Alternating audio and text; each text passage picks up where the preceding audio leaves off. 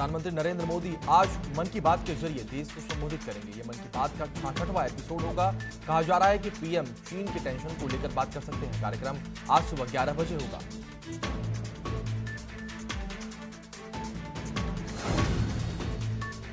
आज सीएम योगी अयोध्या जाएंगे और रामलला के दर्शन करेंगे। मंदिर निर्माण की तैयारियों और अस्पतालों का भी जायजा लेंगे।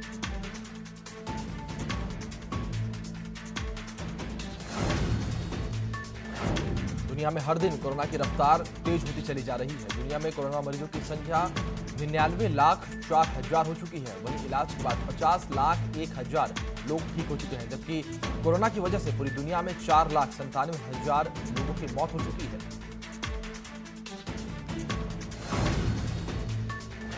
भारत में 24 घंटे में 19,906 नए केस सामने आए हैं। देश में कोरोना मरीजों की संख्या बढ़कर 5,28,559 हो चुकी है। अब तक 16,000 से ज्यादा लोगों की मौत हो चुकी है।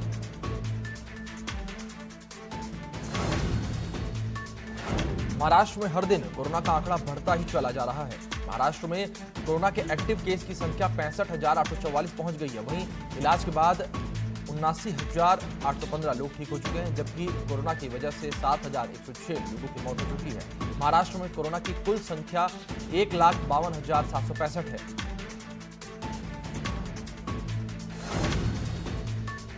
तमिलनाडु में भी कोरोना से हालात बेकाबू होते चले जा रही हैं। कोरोना के एक्टिव केस की संख्या 32,308 है, जबकि 41,357 लोग इलाज के बाद ठीक हो चुके हैं। वहीं कोरोना की वजह से 957 लोगों की मौत हो चुकी है। तमिलनाडु में कोरोना के कुल मरीजों की संख्या 74,622 है।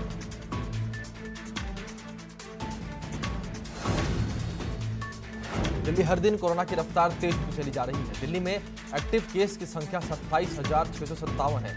वहीं इलाज के बाद 47,091 लोग ठीक हो चुके हैं, जबकि कोरोना की वजह से 2,492 लोगों की मौत हो चुकी है। दिल्ली में कोरोना मरीजों की कुल संख्या 77,240 है। यूपी में 24 घंटे में 607 नए केस सामने आए हैं। राज्य में कोरोना का आंकड़ा 21,000 के पार पहुंच चुका है। अब तक 649 लोगों की मौत हो चुकी है। 14,215 मरीज इलाज के बाद ठीक हो चुके हैं।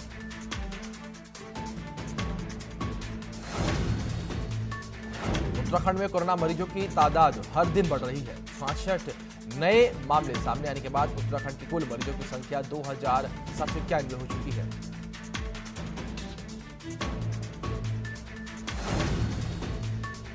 कोरोना के बढ़ते मामलों को देखते हुए रात में लोगों के निकलने पर पाबंदी लगा दी गई है, जिसे लेकर यूपी के डीजीपी ने रात्रि चेकिंग की और जिसे परखने खुद यूपी के एडीजी लॉ एंड ऑर्डर देर रात लखनऊ का औचक निरीक्षण करने के लिए पहुंच गया। उन्होंने तमाम चौराहों को चेक किया और जितने भी कंटेनमेंट जोन है वहां की व्यवस्थाओं का भी जायजा लिया।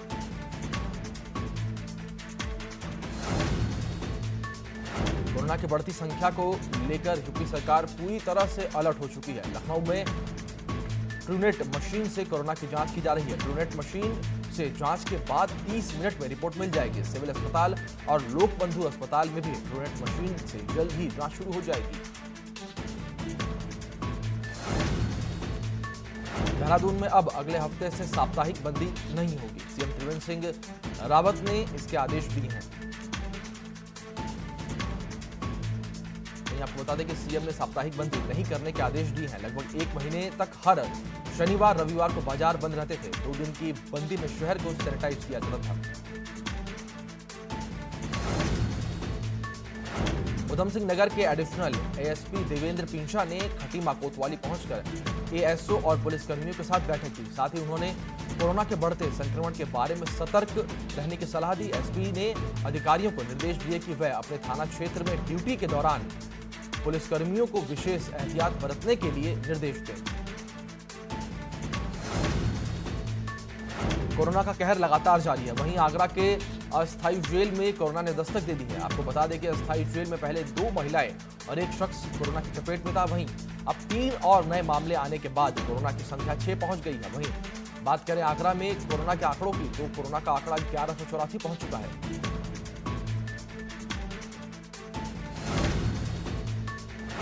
एटा जिला मजिस्ट्रेट सुखलाल भारती और सीएमओ डॉक्टर अजय अग्रवाल ने संयुक्त रूप से LN1 हॉस्पिटल सामुदायिक स्वास्थ्य केंद्र बागवाल पहुंचकर औचक निरीक्षण किया। इस दौरान जिलाधिकारी सहित सभी अधिकारियों ने PPE किट पहनने के बाद मरीजों के पास जाकर उनसे खान पान और स्वास्थ्य के बारे में पूछताछ की। PM ने इस दौरान मरीजों के स्वास्थ्य परीक्षण हेतु तैनात स्वास्थ्य विभाग की टीम को कड़े निर्देश दिए कि PPE किट पहनकर अपनी शिफ्ट के दौरान कम से कम 2 बार मरीज का स्वास्थ्य परीक्षण करें।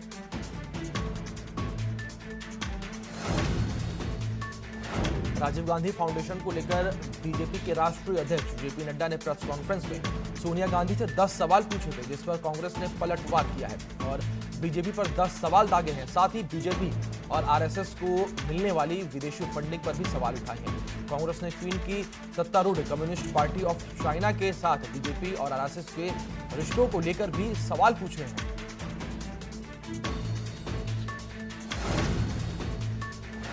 कांग्रेस के पूर्व अध्यक्ष राहुल गांधी लगातार चीन के मुद्दे पर केंद्र सरकार पर हमलावर हैं। इस बीच एनसीपी प्रमुख शरद पवार ने कहा है कि राष्ट्रीय सुरक्षा को लेकर राजनीति नहीं करनी चाहिए। शरद पवार ने कहा कि 1962 में क्या हुआ था इसको भूल नहीं सकते हैं। चीन ने हमारी 45,000 वर्ग किलोमीटर क्षेत्र पर कब्जा कर लिया था। महाराष्ट्र कांग्रेस के नेता और पूर्व मंत्री मिलिंद देवड़ा ने चीन के मसले पर अपनी पार्टी को नसीहत दे डाली है। उन्होंने कहा कि यह दुर्भाग्यपूर्ण है कि चीनी हिमाकत में बढ़ोतरी का मामला देश में राजनीतिक कीचड़ उछालने में खड़ा हो गया। जब हमें चीन की हरकतों की निंदा और समाधान की तलाश में एकजुट होना चाहिए, तब हम आपसी फूट को उजागर कर रहे हैं।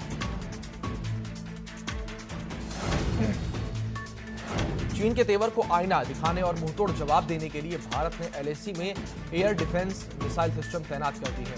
इंडियन आर्मी और एयरफोर्स ने पूर्वी लद्दाख में चीनी लड़ाकू विमानों और हेलीकॉप्टर के मूवमेंट को रोकने के लिए एयर डिफेंस मिसाइल की तैनाती की है। अमेरिकी राष्ट्रपति डोनाल्ड ट्रंप ने भारतीय मूल के अमेरिकी लोगों से मिले भारी समर्थन का आभार जताया है। एक सर्वे के मुताबिक अमेरिकी राष्ट्रपति के लिए नवंबर में होने वाले चुनाव में अमेरिका में रह रहे 50% से ज्यादा भारतीयों ने डोनाल्ड ट्रंप का समर्थन किया है। भारत हाल ही में 8वीं बार संयुक्त राष्ट्र सुरक्षा परिषद का नॉन परमानेंट मेंबर बना है। इस बार पाकिस्तान के विदेश मंत्री रहे ख्वाजा मोहम्मद आसिफ ने कहा कि UNSC का अस्थायी सदस्य बनना कोई बड़ी बात नहीं है, लेकिन 192 में से 184 वोट पाना बड़ी बात है। साथ ही ख्वाजा आसिफ ने इमरान खान सरकार से हकीकत का सामना करने को कहा है। 3 हफ्तों बाद आज पहला दिन है जब डीजल पेट्रोल की कीमतें नहीं बढ़ी हैं। तो वहीं आज दिल्ली में पेट्रोल 80 रुपये 38 पैसे प्रति लीटर बिक रहा है, तो वहीं डीजल की कीमत 80 रुपये 40 पैसे प्रति लीटर है। 21 दिनों में डीजल 11 रुपये प्रति लीटर महंगा हो गया, जबकि पेट्रोल की कीमतों में 9 रुपये 12 पैसे की बढ़ोतरी हुई है। यूपी के कई जिलों में बाढ़ का खतरा मंडरा रहा है। खतरे के निशान के ऊपर नदियां बह रही हैं। प्रशासन ने हालात से निपटने के लिए पूरी तैयारियां कर ली हैं।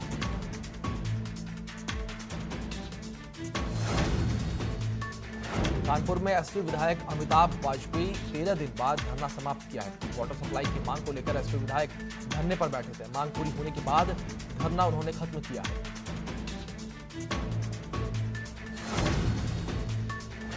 लखीमपुर खीरी में प्राइवेट अस्पताल में सीईओ ने एक कर्मचारी को थप्पड़ मार दिया। अस्पताल में गर्भवती महिला की मौत पर परिजन हंगामा कर रहे थे। पूछताछ के दौरान सीईओ कुलदीप ने कर्मचारी को थप्पड़ मार दिया।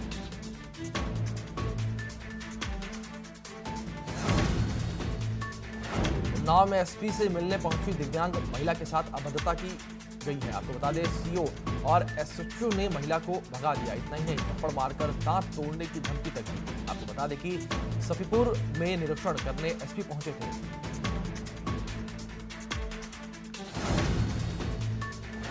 लखीमपुर खीरी के काशुराम कॉलोनी में युवक की हत्या कर दी गई। सुबह खून से लथपथ शव उसी कमरे से बरामद हुआ। उसकी नाक की दाहिनी तरफ चोट के निशान थे और फर्श पर पड़ा खून पूरी तरह से जम चुका था। इससे अनुमान लगाया जा रहा है कि उसकी हत्या करीब 48 घंटे पहले की गई थी।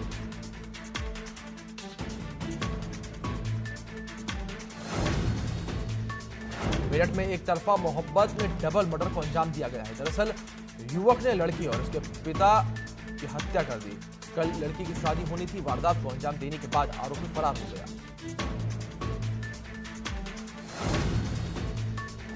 आगरा में बदमाशों ने प्रोफेसर आर.के. भारती को मॉर्निंग वॉक के दौरान गोली मार दी। वहीं आपको बता दें कि गोली लगने से प्रोफेसर आर.के. भारती की हालत गंभीर बनी हुई है। सूचना मिलने पर घटनास्थल पर पहुंची पुलिस मामले की जांच में जुट गई है।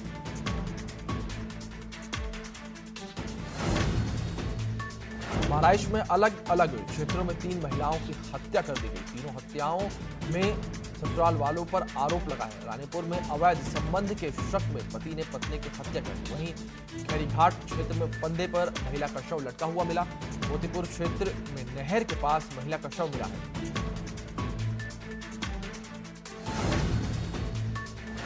लखनऊ में भाई ने छोटे भाई को कुल्हाड़ी से काटकर उसकी हत्या कर दी। मचान पर सोते वक्त विवाद के बाद जान ली गई है। पुलिस ने शव को पोस्टमार्टम के लिए भेज दिया है। वहीं साथ ही हत्यारे भाई को गिरफ्तार भी कर लिया है। गाजियाबाद में सोसाइटी में गार्डों की दबंगई सामने आई है। पार्किंग के विवाद में गार्डों ने एक परिवार को पीट दिया, जिसके बाद एक युवक को गंभीर चोटें आई हैं। पूरी घटना वहां लगे सीसीटीवी कैमरे में कैद हो गई।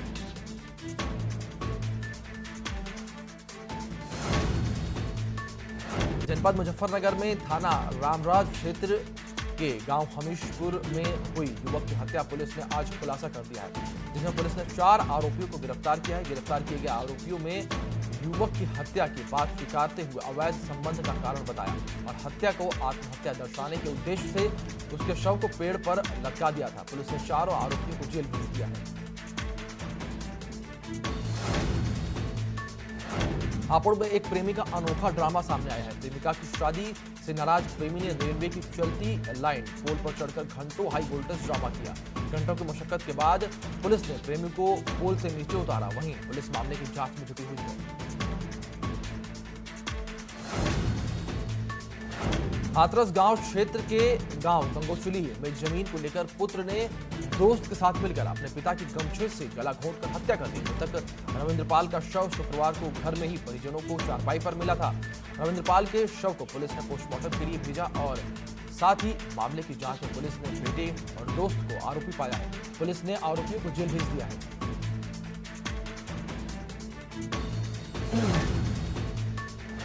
सीतापुर में बेटे ने मां बाप की हत्या कर दी। दरअसल जमीन के खातिर बेटे ने मां बाप को धारदार हथियार से हमला कर मौत की घाट उतार दिया। बेटा लगातार खेत बेचने के लिए दबाव बना रहा था। हत्या करने के बाद आरोपी मौके से फरार हो गया है। पुलिस ने शवों को पोस्टमार्टम के लिए भेज दिया है और वहीं हरगांव थाना क्षेत्र के पितपुर नपुरी गांव का पूरा मामला है।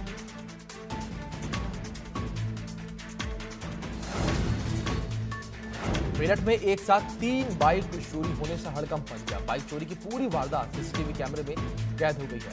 मात्र 1.5 मिनट के अंदर 3 बाइक को चोरों ने आसानी से चुरा लिया।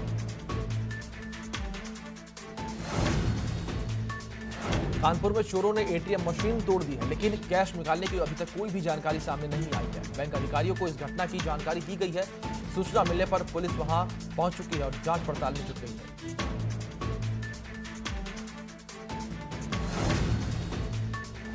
रुड़की में तेज रफ्तार ट्रक ने बाइक सवार 6 लोगों को टक्कर मार दी। हादसे में 3 लोगों की मौत हो गई, जबकि 3 लोग घायल हो गए हैं। घायलों को अस्पताल में भर्ती करवाया गया है। हादसे के बाद ट्रक चालक मौके से फरार हो गया। पुलिस ने ट्रक को कब्जे में ले लिया है और चालक की तलाश में पुलिस जुट गई है।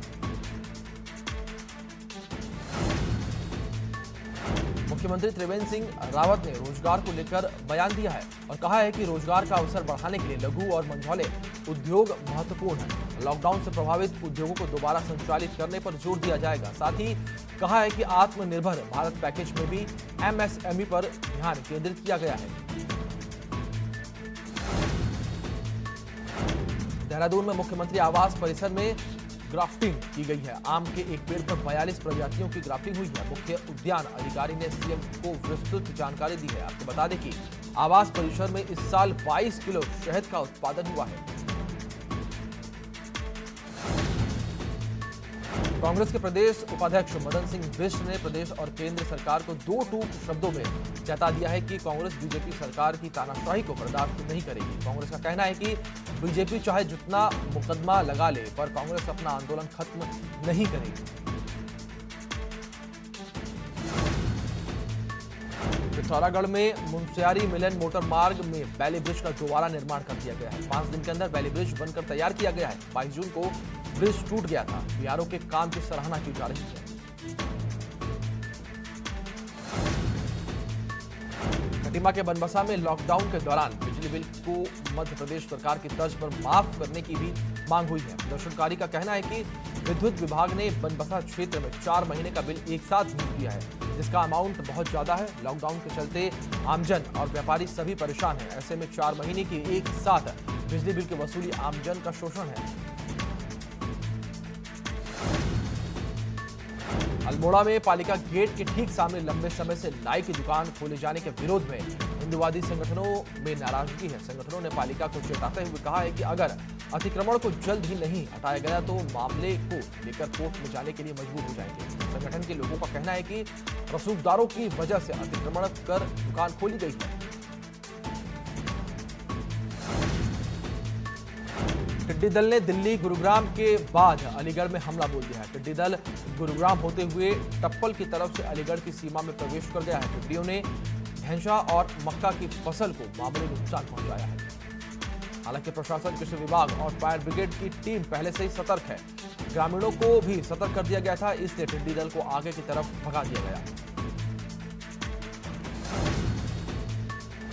टिड्डियों का आतंक दिल्ली, गुरुग्राम और द्वारका तक पहुंच गया है। राजधानी दिल्ली और एनसीआर के इलाके में टिड्डियों के बड़े झुंड ने हमला किया है। हालात को देखते हुए दिल्ली में सामान्य प्रशासन और सिंचाई मंत्री गोपाल भार्गव ने आपात बैठक बुलाई।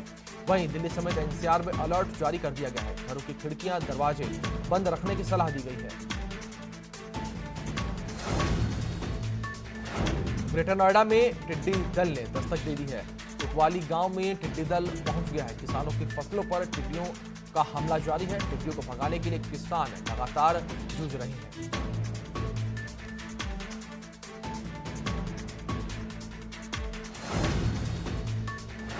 मऊ में टिड्डी दल को लेकर किसान परेशान हो चुके हैं। टिड्डियों को भगाने की किसान लगातार कोशिश कर रहे हैं। मऊ में कोई 1-2 इलाकों में नहीं बल्कि कई इलाकों में टिड्डियों का आतंक देखने को मिल रहा है।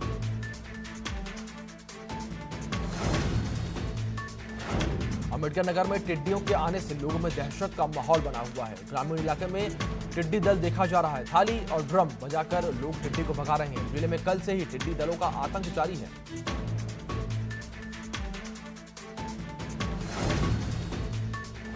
सुल्तानपुर में टिड्डियों के दिखने से लोगों में दहशत है। टिड्डियों के आने से इलाके में अजीब सी आवाज सुनाई दे रही है। टिड्डियों के झुंड ने खेत में पत्तियों को कुतर दिया है, जिससे ग्रामीणों की चिंताएं बढ़ गई हैं। खास बात यह रही कि लोगों ने थाली भी बजाई, लेकिन इसका कोई भी असर नहीं पड़ा और कुछ समय बाद टिड्डी दल खुद ही उड़ गए। लेकिन ग्रामीण अब भी डरे हुए हैं।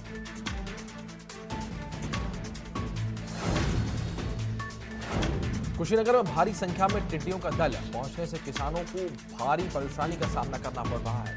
तो वहीं किसानों को फसलों को नुकसान होने की चिंता सता रही है। टिड्डियों के दल को देखते हुए जिला प्रशासन ने अलर्ट जारी कर दिया है। कृषि विभाग ने किसानों के लिए निर्देश जारी किए हैं कि खेतों के दक्षिण और उत्तर दिशा में आग जलाकर धुआं करने और हॉर्न या थाली पीटकर टिड्डी दल को रोकने जा सकता है। बस्ती जिले के आधा दर्जन गांवों में टिड्डी दल ने हमला बोल दिया है। ऐसे में लोगों ने थाली और ताली बजाकर टिड्डियों को भगाने की कोशिश की है। तो वहीं किसानों की फसलों पर भी टिड्डियों ने हमला कर दिया और फसल चट कर गए। फिलहाल टिड्डियों को लेकर कृषि विभाग जरा भी अलर्ट नहीं है।